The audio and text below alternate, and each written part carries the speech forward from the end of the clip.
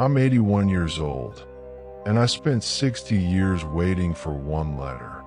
A letter that never came. Please don't waste your life the way I did. Every morning, for most of my life, I walked to the same small wooden mailbox at the edge of my village. Not because I expected anything new, but because hope is a stubborn thing. I told myself the same lie for decades. Maybe today, but today never came.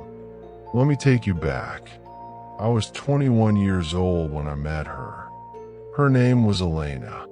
This was the late 1960s, in a quiet village where everyone knew your name, and life moved slower than it does now. We didn't have phones in our pockets. We didn't have messages that arrived in seconds. We had time and handwritten letters. Elena had a laugh that made you forget your worries. She believed in promises, and I believed that time would always wait for us. We used to sit by the river in the evenings. She would talk about seeing the world. I would talk about staying. That should have been my first warning. When she told me she had to leave, to take care of family in the city, we stood at the bus stop in silence. She held my hands and said, "I'll write to you. I promise. And when things settle, I'll come back." I watched that bus disappear down the dusty road, and I believed her. At first, the letters came. Small envelopes, careful handwriting, stories about the city, how much she missed the quiet, how much she missed me. I kept every single one. Then they slowed. One letter every few months, then once a year, then nothing. People told me to move on. She's gone, they said. Life doesn't wait. But I told myself something different. She promised. So I waited. I worked the fields. I helped my parents. I stayed in that same small house. Every sound of footsteps made my heart jump. Every passing mailman felt like a test of fate. Years passed. My friends got married. They had children.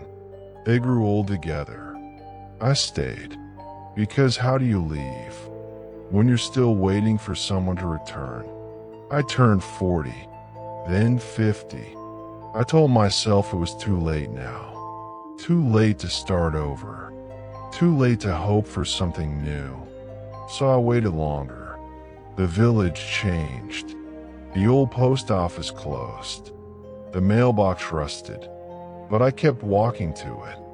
Every single day. It wasn't one big moment that broke me. It was a quiet afternoon. I was 79 years old. My hands were shaking as I opened the mailbox. Again, to find it empty. And for the first time, I didn't feel disappointment. I felt tired. That's when it hit me. I hadn't been waiting for a letter. I had been waiting for permission to live. I realized something painful. Elena didn't steal my life. I gave it away, not by loving her, but by refusing to let go. I told myself I was being loyal, but the truth, I was afraid. Afraid of being hurt again. Afraid of starting over. Afraid that choosing myself meant betraying the past. So I stayed frozen, while life quietly passed me by. Here's what I know now. At 81 years old, waiting can feel noble, but waiting can also be a slow way of disappearing. Love should open your life, not shrink it. Hope is beautiful, but only when it moves forward.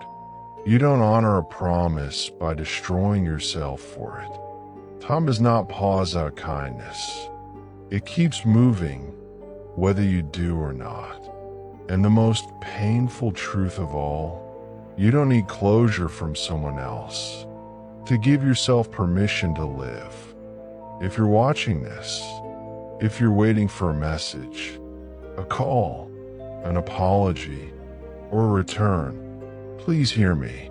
Don't turn waiting into your whole identity. Love deeply, yes. Remember, yes. But live. Say yes to new moments, new people, new chapters, because one day you may realize the letter you were waiting for was never coming, and life had already moved on.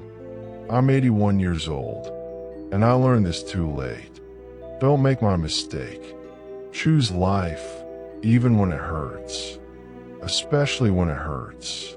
If this story touched you, subscribe for more real wisdom from people who've lived it, and tell me in the comments.